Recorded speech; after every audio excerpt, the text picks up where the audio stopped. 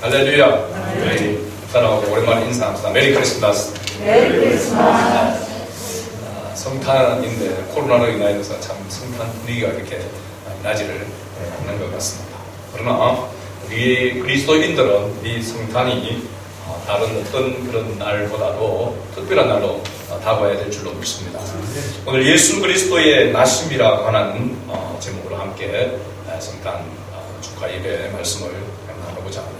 18절에 예수 그리스도의 나심은 이러하니라. 여기 나심이라고 하는 단어가 창세기 1장 1절에 창세기 1장 1절 말씀이 뭐죠? 태초에 하나님이 천지를 창조하시니라. 우리가 이 정도는 알고 있어야 되겠죠, 그죠? 네, 여기 태초에라고 하는 단어가 현대 자동차에서 나온 차하고 같다겠죠. 이름이 뭡니까? 제네시스라고 하는 태초에, 바로 여기에 예수 그리스도의 나심이라고 하는 이 단어가 창세기 1장 1절에 첫 번째 나오는 단어 태초에라고 하는 단어와 같은 그런 원어가 되어 있습니다. 그래서 예수 그리스도의 나심, 태초에라고 하는 그런 말과 동일한 말인데, 우리가 요한계시록을 보면서 예수님이 자기 자신을 말씀을 할 때 나는 알파와 오메가라, 처음과 마지막, 시작과 끝이라 라고 그렇게 말씀했습니다. 그죠? 시작하신 이가 끝까지 끝을 이렇게 보게끔 하시는 것을 우리가 알 수 있죠. 그래서 시작하신 그 시작이 바로 이 오늘 나심이라고 하는 이 단어에 포함되어 있습니다. 예수 그리스도의 이 나심 탄생에 대하여서 기록한 마태는 실제적으로 보면 이 마태복음을 기록할 당시에 대상이 누굴 대상이냐면 모든 이 복음을 듣는 예수님의 생애에 대해서 이 복음을 듣는 모든 사람이지만 특별히 그 대상들은 유대인들이었습니다. 그러면 유대인들을 대상으로 이 예수님에 관하여서 예수님에 대해서 이야기를 할 때, 그 기록에 대해서 이야기를 할 때에 유대 사회의 그런 통념, 그 통념에 따라서 기록하는 것이 맞습니다. 그런데 오늘 본문 말씀에 보면은 이 마태는 그 당시 유대 사회의 그 사회적 통념에서 어긋나는, 맞지 않는 그러한 모습을 기록하고 있는 것을 보게 되죠. 어떤 부분이냐면 바로 그의 어머니 마리아라 이렇게 이야기합니다. 그의 어머니가 누굽니까? 그의 어머니 마리아. 그의가 누구죠? 그가 예수님이죠. 예수님의 어머니 마리아라고 이렇게 표현을 하고 있습니다. 우리가 생각할 때는 아무렇지도 않은 그런 표현이지만 유대 사회의 통념으로 보면 맞지 않는 표현이라는 것입니다. 어떻게 되냐면 예수의 부친 요셉은 이렇게 해야 된다고 하는, 기록해야 되는 것이 정상이고 사람들이 그렇게 알아듣고 쉽게 알아들을 수 있는 그런 모습이죠. 왜냐하면 우리가 성경을 볼 때도 그렇고 지금도 이스라엘 유대인들은 마찬가지겠지만 씨가 아버지에게부터 온다라고 하는 그런 생각을 가지고 있습니다. 그래서 아브람, 이삭, 야곱, 그죠? 아브람이 이삭을 낳고, 아브람이 이삭을 낳았나요? 아브람의 씨죠, 그죠? 그게 아브람이 이삭을 낳고 이삭이 야곱을 낳고라고 하는 그 부분을 보면은 아버지에게부터 남자의 씨로 말미암아 자녀가 태어난다라고 하는 것을 말해주고 있습니다. 그래서 예수의 아버지, 부친 요셉이라고 이렇게 말을 하는 것이 유대 사회 통념상으로 보면 상식적인 그런 부분인데 그렇지 않단 말입니다. 그의 어머니 마리아라고 이야기하고 있고 19절에 보면 그의 남편 요셉이라고 이렇게 이야기를 하고 있습니다. 그래서 예수님의 부친 요셉이라고 하는 것이 유대 사회의 통념으로 보면 그런 표현도 맞고 그렇게 하는 것이 당연한데 그렇지 않은 것이죠. 그 이유가 바로 뭘까요? 예수님은 사회 통념적인 생각, 상식적인 그런 모습으로 이 땅에 오신 분이 아니시기 때문에 그렇죠. 그렇죠? 예수님의 태어나심이, 예수님의 오심이 남녀의 관계로 인하여서 태어난 것이 아니라 성령으로 말미암아 잉태되어 태어났다라고 하는 것을 나타내기 위해서, 이 사실을 드러내기 위해서 이렇게 기록했다라고 하는 것을 알 수가 있습니다. 그래서 우리가 신앙 고백할 때, 사도신경으로 신앙 고백할 때 이는 성령, 주 예수 그리스도를 믿사오니 이는 성령으로 잉태하사 동정녀 마리아에게 나시고, 우리가 이거를 습관처럼 고백을 하고 있지만은 이 사실에 대해서, 이 진리에 대해서 우리가 확실한 믿음으로 고백해야 진정한 신앙 고백이 되는 줄로 믿습니다. 그래서 그냥 우리가 사도신경으로 신앙 고백하면 그것을 달달달 외워서 그냥 엎조리는 것이 고백이 아니라 그 속에 포함되어져 있는 내용, 그 진리를 믿음으로 고백하여 진정한 신앙의 고백이 되는 것이죠. 그래서 이 신앙 고백은 굉장히 중요한 믿음의 고백이다라고 할 수 있습니다.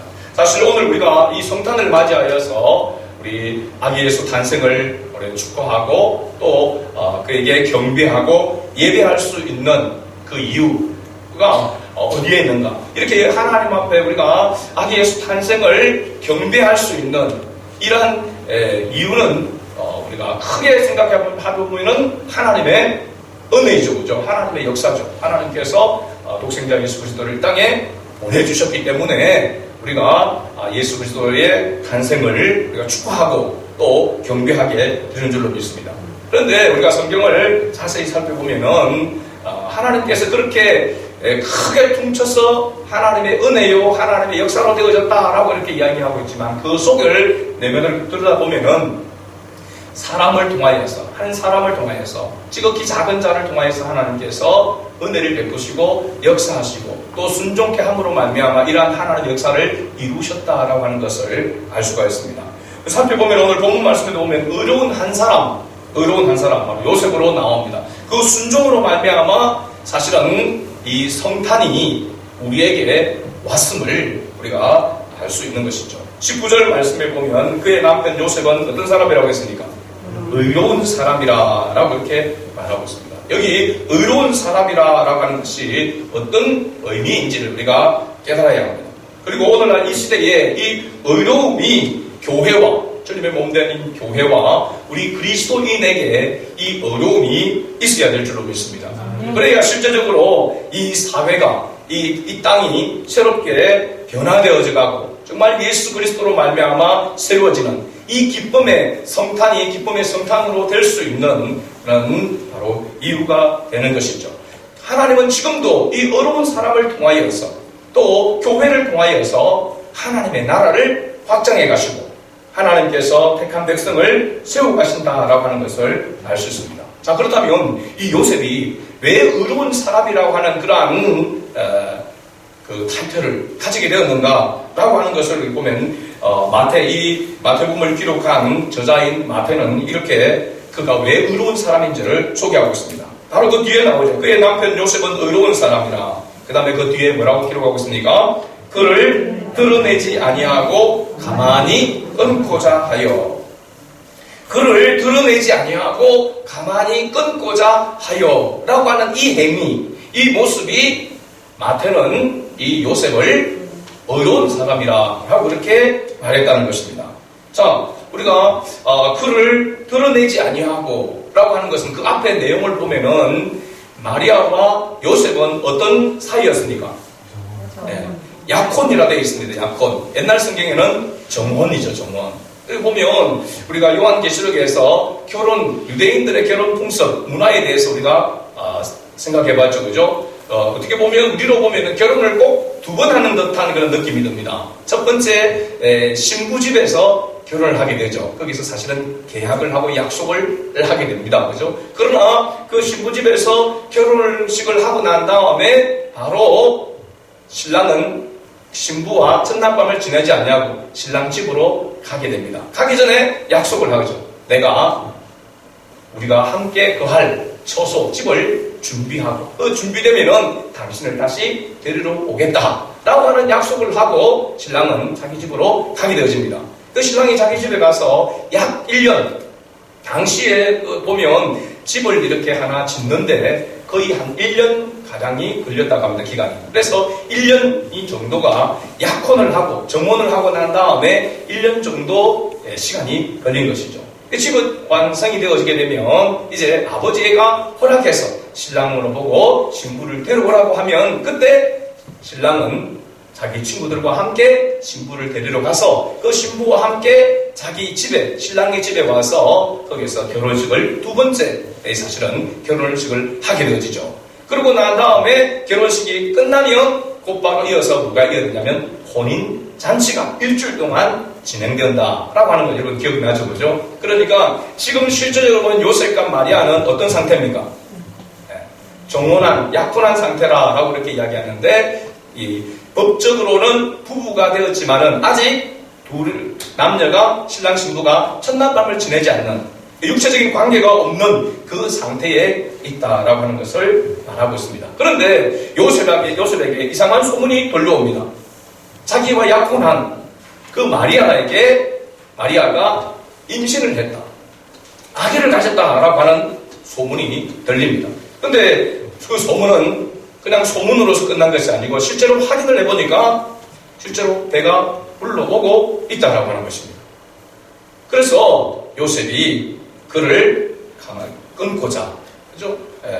그 드러내지 아니하고 끊고자 했다라고 이렇게 이야기하고 있습니다. 왜? 실제적으로는 그 당시에 모세의 법, 유대인들의 법에 의하면 어떤 상태냐면 이렇게 약혼을 하고 아직 결혼을 완전히 끝나지 않은 상태에서 임신을 하게 되었다라고 하면 다른 남자를 만났거나 했다면 그것은 돌로 쳐 죽이는 형벌을 받게 되는 겁니다. 우리가 요한복음 8장에서 보면 가는 중에 현장에서 잡혀온 여인을 사람들이 뭘로 했습니까? 돌로 치야 된다라고 모세의 법에 의해서 돌로 치라고 이야기합니다.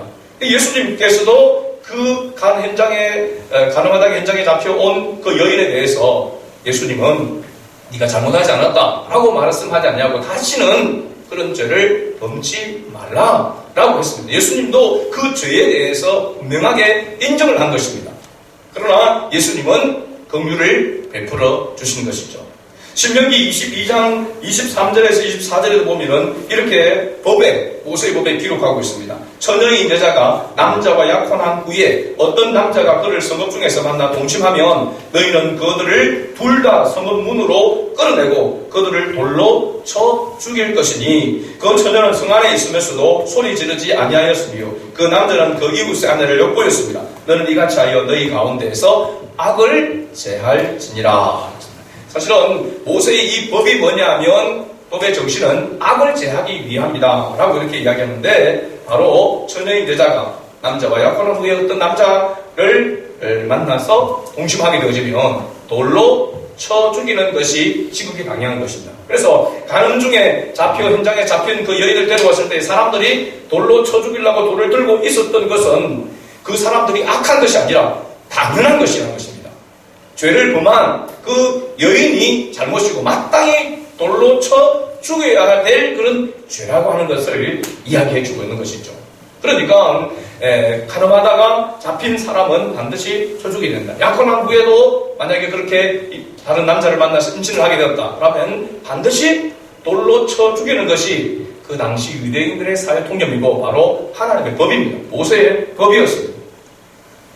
그런데 요셉은 어떻게 했다는 것입니까?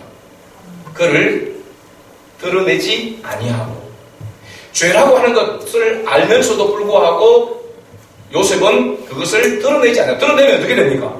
마리아는 돌로 쳐 죽임을 당하는 석형을 당할 수밖에 없는 그런 상황이죠. 그래서 가만히 끊고자 했다라고 이렇게 말하고 있습니다. 이것이 마태가 볼 때는 요셉의 이 행위가 바로 어려운 사람이다라고 말하는 것입니다.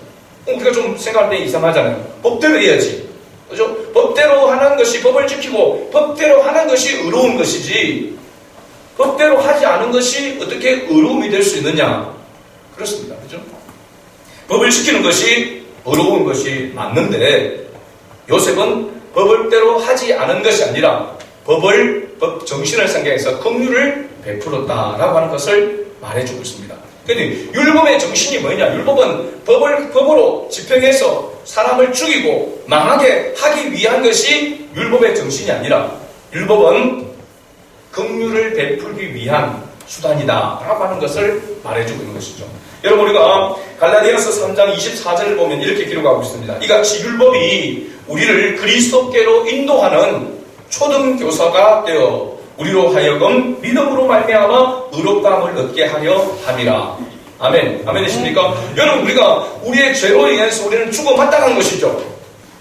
그렇잖아요. 우리가 우리의 허물과 죄로 인해서 죽는 것이 마땅합니다.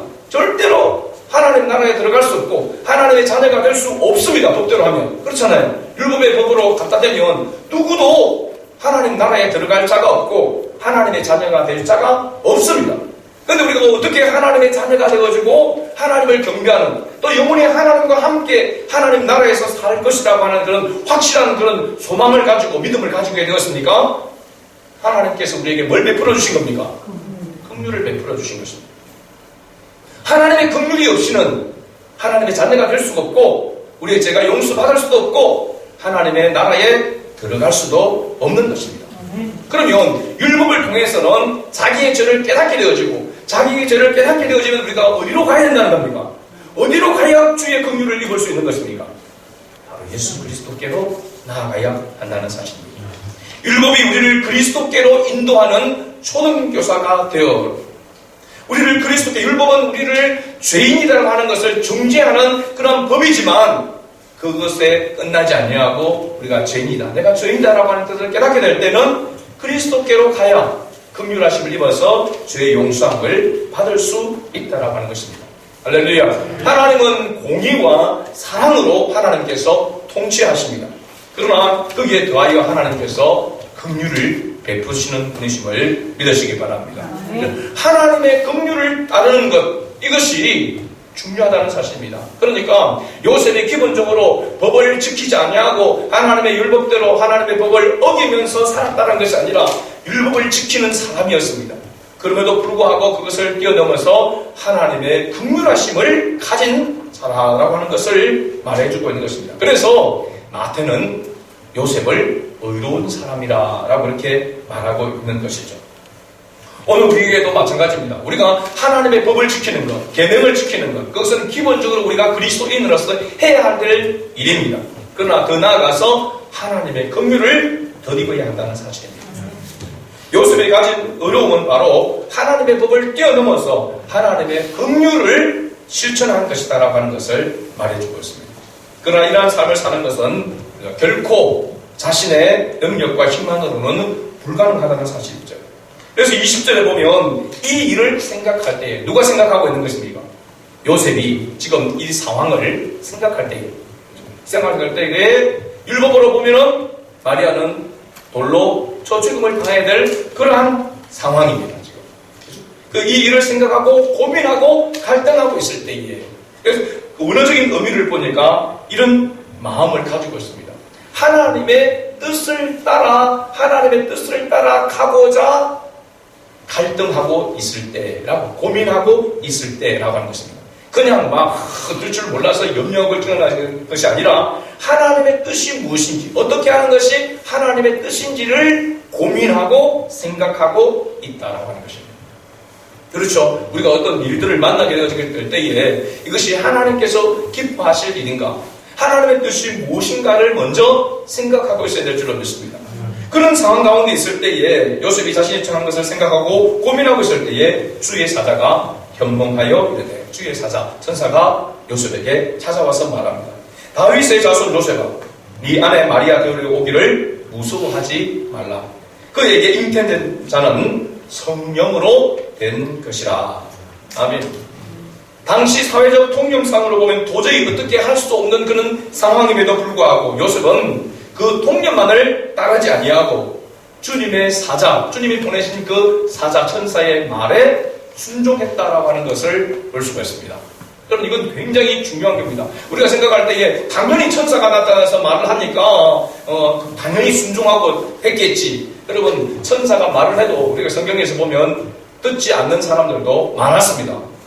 근데 천사가 이야기할 때에 그 메시지를 전가할 때 그것을 주님의 메시지인 것을 분별하고 그 메시지에 따라서 사회적인 통념, 그런 생각들을 내려놓고 주님의 뜻을 따라 순종했다라고 하는 것은 요셉이 평상시에 어떠한 삶을 살았는가, 여러분 요셉뿐만 아니라도 마리아도 마찬가지죠. 마리아도 자기가 생각하고 있어요. 남자를 가까이 하지 않았는데도 불구하고 자기 속에 아기가 생명이 잉태되어서 자라고 있다는 걸 생각할 때 기가 막힐 노릇 아니겠습니까? 그렇게 된다고 할 때. 근데 가브리엘 천사가 마리아에게 뜻이 나타나서 그에게 이야기를 합니다. 그럴 때에 그게 어떻게 보면 인간적으로 아무리 생각해도 받아들일 수 없는 그런 상황이지만 그런 메시지였지만은 그는 그 말씀을 받아들이게 된 것을 봅니다. 여러분 요셉과 마리아가 나이가 그죠? 처녀 총각이었으니까 처녀 총각이 됐으니까 젊었을 때란 말이죠. 그죠? 한참 젊었을 때 청년의 때라고 말할 수 있습니다. 그때에 이 요셉과 마리아는 하나님의 말씀을 분별할 수 있는 그러한 사람이었다라고 하는 것을 여기서 우리가 유추해 볼 수가 있는 것이죠. 그러니까 그날 갑자기 천사가 나타나서 그에게 말하는 것에 따라서 순종한 것이 아니라 요셉과 마리아는 하나님의 말씀을 분별할 수 있는 지식을 가지고 있었다는 것입니다. 그리고 보면 모세오경에 대해서 하나님의 법에 대해서 하나님의 말씀에 대해서 어릴 때부터 그가 배우고 익혀서 알고 있었다는 것입니다. 그래서 천사가 나타날 때 이것이 여러분 악한 것이 나타날 수도 있잖아요. 말할 수도 있잖아요. 이것이 하나님의 뜻인지 무엇인지를 바르게 분별하려고 하면은 선지식이 있어야 된다. 말씀에 대한 지식이 있어야 된다는 것입니다. 여러분 요즘 이단이나 사이비들이 막 득세를 하고 판을 치고 있는 그런 모습 가운데서 우리가 그걸 분별하려고 그러면은 주야 하고 이렇게 막 한다고 해서 분별되어지는 것이 아닙니다. 옳고 그름을 바르게 분별하려고 하면 어디에서 그것을 분별할 수 있는 힘을 길러야 될까요? 말씀입니다. 말씀. 하나님의 말씀. 오늘 세례를 받고 또 우리 주일학교 아이들 어릴 때부터 여러분들에게 가장 중요한 것은 올바른 성경적 가치관입니다. 말씀의 터 위에 생각하고 행할 수 있는 그런 힘을 기르는 것이 그것을 가지는 것이 가장 큰 축복인 것입니다. 지금 가면 갈수록 세상은 혼란해져 가고 있습니다. 혼란해져 가고 있습니다. 어느 것이 진리인지 무엇이 옳은지 어떻게 해야 될지 사람들이 구분할 수 없는 그런 시대 속에 있습니다. 이때에 하나님의 말씀 위에 바로 서서 하나님의 뜻을 바르게 분별할 수 있는 하나님의 사람이 되어야 될 줄로 믿습니다.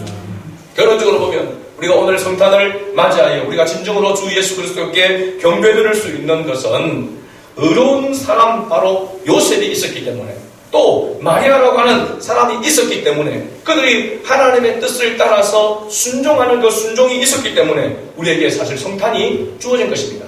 앞에서 말씀드렸지만 크게는 하나님의 역사고 하나님의 은혜이지만 하나님의 그 은혜의 의의 도구로 쓰임받는 사람이 바로 요셉과 마리아였다는 사실입니다.